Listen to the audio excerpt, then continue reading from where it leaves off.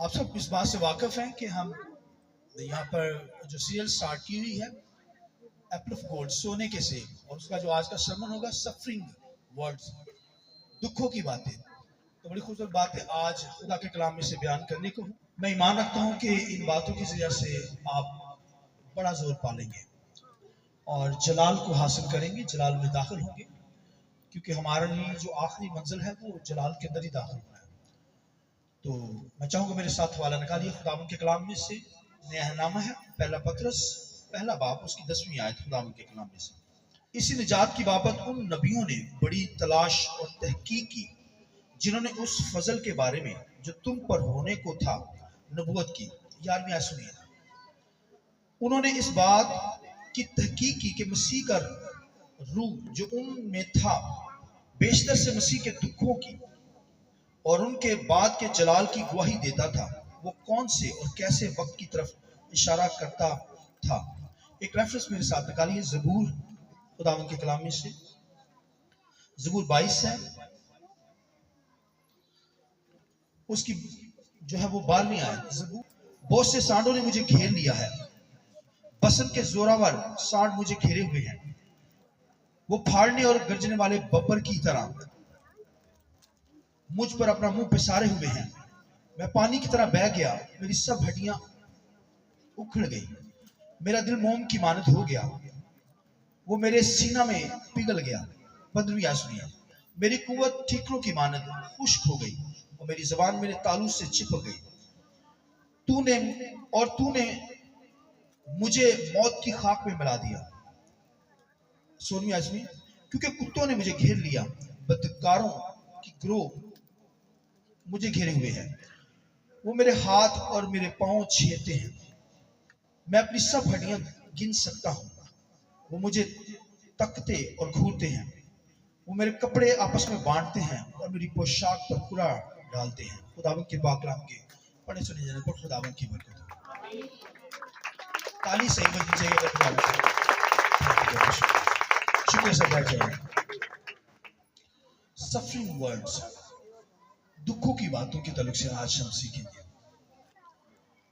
ये जो सफरिंग दुख है ये हमें जलाल की तरफ लेकर जाते हैं। यहां पर पतरस अपने खत के अंदर कहता है कि नबियों ने, जितने प्रॉफिट हैं, नबियों ने तलाश की है, तहकीक की है, उन्होंने सर्च की है कि ये जो दुख है ये कौन से वक्त में आएंगे और जिनसे जलाल पैदा होगा, जिनसे हम जलाल के अंदर दाखिल हो जाएंगे। उन्होंने तहकीक की, उन्होंने तलाश किया कि वो कौन सा वक्त होगा। दुखों से जिन दुखों को हम देखेंगे और जो दुख हमारी जिंदगी के अंदर है, क्योंकि नबियों की जिंदगियों के अंदर भी बहुत दुख थे, बहुत सताया जाता था खुदा के लोगों को, और वो गौर करने लगे, तलाश करने लगे, तहकीक करने लगे, और रूह ने उनको गाइड किया कि ये दुख आपको जलाल के अंदर दाखिल कर देंगे। वो ढूंढने लगे, तलाश करने लगे कि वो वक्त, ये वक्त किस तरफ इशारा कर रहा है। तो ये वक्त तो भाइयों मसीह के ताल्लुक से था, उसकी क्राइसिस, उसके दुखों के ताल्लुक से, और वो ढूंढने लगे, तलाश करने लगे कि वो कौन सा वक्त होगा कि क्राइस्ट खुदा का बेटा आकर दुख सहेगा, निजात का बंदोबस्त हो जाएगा। दुखों में से गुजर कर ही निजात का बंदोबस्त होना था।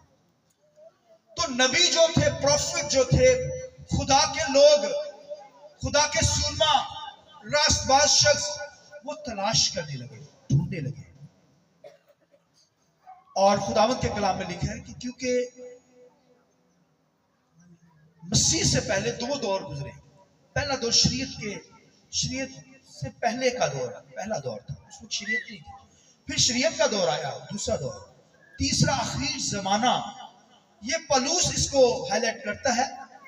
पलूस कहता है कि आखिर जमाना के अंदर आकर खुदा के बेटे ने लिखा सैक्रिफाइस, दुख सहा, और क्योंकि लिखे अब कुर्बानी की और जरूरत नहीं रही।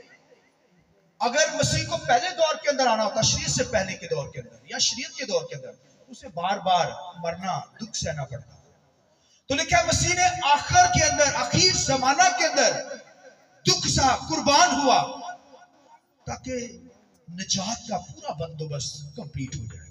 क्योंकि जानवरों की जो सैक्रिफाइस होती थी, जानवरों को जो कुर्बान किया जाता था, उनको हर साल क्या करना होता था, कहीं हर साल कुर्बान करना होता था। जानवर जो भी सैक्रिफाइस होती थी, जानवर लाया जाता था, उसे कुर्बान किया जाता था, ज़िबा किया जाता था।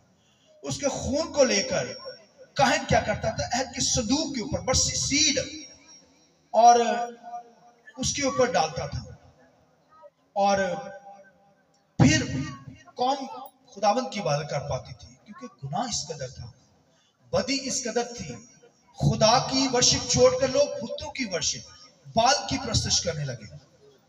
लिहाजा खुदा ने फिर इंतजाम किया, अपने बेटे को भेजा दुनिया के अंदर। और वो ये वक्त तो वो ढूंढने लगे, ढूंढते ढूंढते हमने तो पा लिया। पलूस उसको कहता है आखिर जमाना के अंदर आकर मसीह ने वो दुख सहा है। और दानियल उस के बारे में क्या कहता है, दानियल को देखे तो दानियल कहता है कि मैंने एक हैवान देखा है। वो हैवान जो है, लिखा है हैबतनाक, बहुत डेंजरस हैवान है। और उसके बारे में कहता है उसके दांत लोहे के हैं। दांत कैसे हैं? कहता वो क्या करता है, हर चीज को चकनाचूर कर देता है। लेकिन फिर अपने पांव से उनको लताड़ता है, जो बाकी बचता है पांव से लताड़ता है। और उसके 10 सींग है। ये भाइयों जो है वो हुकूमतों के ताल्लुक से, एंटी क्राइस्ट की हुकूमतों के ताल्लुक से बताया गया कि एक हैवान है जिसके दांत लोहे के हैं। और मसीह ने उस दौर के अंदर, रोमन हुकूमत के अंदर, ये दौर था रोमन हुकूमत की, ये सल्तनत थी, और इस सल्तनत के अंदर आकर मसीह ने दुख सहा है। उस दौर के अंदर जो वेपन थे वो लोहे के थे, नेज़े लोहे के थे। इसलिए तो यीशु मसीह ने लोहे के कील जो थे ना उस दौर के अंदर अपने हाथों पांव के अंदर लगवाए हैं। तो ये भाइयों जो दुख मसीह ने सहा है वो कोई सह नहीं सकता। इस डेंजरस दुनिया के अंदर, खीर जमाना के अंदर, रोमन हुकूमत के अंदर मसीह ने वो दुख सहा है। बड़ी मार खाई मसीह ने, दाढ़ी नोची गई, कोड़ों से छलनी कर दिया गया, और जिस अदालत के अंदर पेशी थी मार मार कर बुरा कर हाल किया हुआ था। यानी आप देखिए, अगर पैशंस ऑफ क्राइस्ट को देखिए ना, मूवी है, तो उसके अंदर आपको नजर आएगा कि मसीह के एक एक हिस्से से जो है उनका खून रास्ता हुआ नजर आता है। इस कदर उसने पैशन के साथ दुख सहा मेरी और आपकी खातिर, ताकि निजात का काम पूरा हो। और ये भाइयों दुख मसीह ने सहा, पूरी दुनिया के गुनाह मसीह ने सहे हैं, पूरी दुनिया के गुनाह। लिखा है बसंत के जोरावर सांडों ने मुझे घेर लिया है। ये भाई अबलीसी कूदते हैं, शैतानी कूदतों ने मसीह को घेर लिया। कुत्ते मुझे तकते हैं, शैतानी कूदते हैं, बदरूहे हैं, वो घूरती हैं। लिखा है मेरी जबान तालू से चिपक गई। वो मेरे कपड़े क्या करते हैं, बांटते हैं, और मेरे कपड़ों पर क्या करते हैं, कूड़ा डालते हैं। ये भाई अबलीसी जो तस्वीरें थी, अबलीस के जो एक्सपोर्टर थे, अबलीस खुद आकर वहां पर भाइयों आ गया दुख देने के लिए, कि कहीं मसीह जो है वो इन दुखों के जरिए से निजात का काम कंप्लीट होने पाए। इसलिए मसीह कहता है यहां पर ज़बूर के अंदर, दाऊद ये नबूवत करता है कि बसंत के सांडों ने मुझे घेर लिया है, कुत्तों ने मुझे घेर लिया है। और मसीह ने ये दुख सहे मेरी और आपकी जिंदगी के अंदर, निजात के काम को कंप्लीट किया। नबी तो इनकी तलाश में, तहकीक के अंदर रहे, मगर पौलुस रसूल कहता है आखिर जमाना के अंदर आकर मसीह ने क्या किया, वो दुख सह लिए, मौत को गवारा किया। और लिखा कि जब दुख सहकर मरकर जी उठा है, तो लिखा जलाल के अंदर दाखिल हुआ है। हालेलुया। ये भेद भाइयों, मिस्ट्री ये छुपी हुई थी, नबियों ने तहकीक की है, खुदा के लोगों ने तलाश किया, मगर वो भेद हम पर खुल गया है, क्योंकि हमारी खातिर निजात का काम हो गया। हमें निजात मिली, दुखों के जरिए से निजात मिली है। लिहाजा ये दुख जो है मेरी और आपकी जिंदगी के अंदर भी आएंगे, इनसे घबराना नहीं है। ये हमें जलाल की तरफ लेकर जाती है। दुख जो होते हैं हम घबरा जाते हैं, मगर ये हमें जलाल की तरफ लेकर जाते हैं। आप देखिए खुदा के लोगों ने किस कदर दुख सहे, इस कदर दुख सहे कि आरों के अंदर चीरे गए, लिखा खालों के अंदर सी दिए गए खुदा के लोग, तेल के कड़ाहों के अंदर फेंक दिए गए, मगर लिखा रिहाई कबूल ना की, मर गए, क्योंकि जलाल पर उनकी नजर थी। ये दुख हमें जलाल की तरफ, आसमानों की तरफ लेकर जाते हैं, इनसे घबराना नहीं है।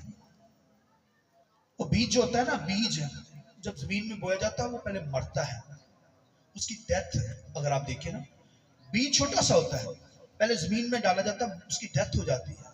इंसान भी कब्र में रखते हैं, बीज मट्टी में डाला जाता है, उसकी डेथ हो जाती है, डेथ के बाद वो जलाल को पौधा निकलता है। हालेलुया। इस तरह हम दुख पाने के बाद ही जलाल के अंदर दाखिल हो सकते हैं। ये भाइयों, दुनिया के अंदर जलाल के अंदर दाखिल होना तो फिर दुख पाने पड़ेंगे। मसीह की खातिर हमें सब कुछ बर्दाश्त करना पड़ेगा, गाली गलूच हमें बर्दाश्त करनी पड़ेगी, हमें मारेंगे, धिक्के देंगे, कैद में डालेंगे, हमें क्या करना है, खुदावंद के नाम को जला देना। तो ये दुख हमें भाइयों ऊपर उठाने के लिए है। हमें इन दुखों में से गुजर कर क्या करना है, जलाल के अंदर दाखिल होना है। ये जलाल दुखों की बातें हैं, इनसे घबराना नहीं है। मसीह ने दुख सहे, और जो जैसे दुख मसीह ने सहे वो कोई सह नहीं सकता। यकीन जाने बड़ा बड़ा दुख मिला है खुदा के लोगों को। और हालांकि पौलुस रसूल को देखते हैं, वो भी कहता है मैं मसीह में मरता हूं। कहता है बारहा डाकुओं के खतरे में, जहाजों के खतरे के अंदर मनादी करते करते, क्या भाइयों की मुखालफत, जो साथ चलते हैं वो भी मुखालफत करते हैं। और कहता है कि 5 दफा मुझे एक कम 40 कोड़े लगे हैं। कहता है बैन लगे पे, डाकुओं के खतरे में गिरा गया और मारा गया, यहां तक कि शहादत कबूल की उन्होंने। जितने शिगिर्द थे मसीह के सब शहीद हुए, यूहन्ना आरफ के अलावा। यूहन्ना आरफ बिपत्मस के जजीरा के अंदर दुख सह रहा था, और दुखों की हालत में इस कदर उसे तो जहर दे दिया गया कि मर ही जाए, लेकिन वो मरा नहीं। इस बात की जरूरत है, जहर दिया गया, डेथ ही नहीं हुई। वाहिद ये शहीद का, किसी को सीधी क्रॉस दी गई, किसी को उल्टी जरब, मारे मसीह की खातिर। हर शागिर्द जो है वो शहीद हुआ, बहुत दुख सहा, मगर उनकी नजर खुदा के जलाल पर थी। बोलिए आमीन। ताकि जलाल के अंदर दाखिल, नबी जो थे वो तलाश कर रहे थे, तहकीक कर रहे थे कि किसी तरीके से जलाल में, आसमानों में दाखिल हो। तो ये दुखों की राह भाइयों, सलीब की राह लेनी पड़ेगी। अपनी अपनी सलीब हमें क्या करनी पड़ेगी, उठानी पड़ेगी। यूहन्ना आरफ जो था वो बिपत्मस के जजीरा के अंदर बहुत दुख सह रहा था, बहुत दुख सहा उसने, और मकाशवा की किताब लिखी। तो आप देखिए दुखों में से होकर फिर वो अपनी तबई मौत के अंदर मरा है, मगर जलाल के अंदर दाखिल हो गया। मसीह ने जो दुख सहा है, मैंने और आपने जो दुख सहा है, हमें इन दुखों में से गुजर कर क्या करना है, आसमानी राह लेनी है। इन दुखों से कभी घबराना नहीं। मसीह ने दुख सहे, हमें भी दुख सहने, और जब दुख सहेंगे तो फिर जलाल के अंदर दाखिल होंगे। आमीन। खुदावंद इस्लाम की वजह से मुझे आपको बड़ी मिलता है। आइए तुम देखिए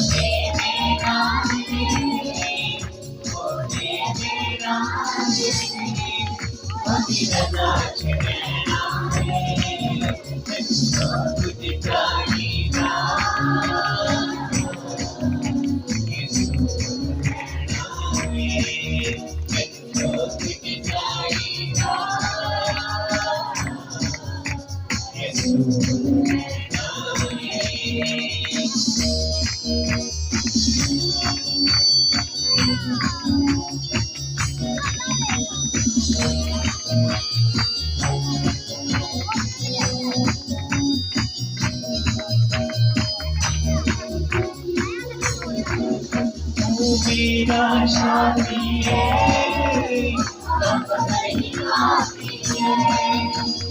मेरा साथी है,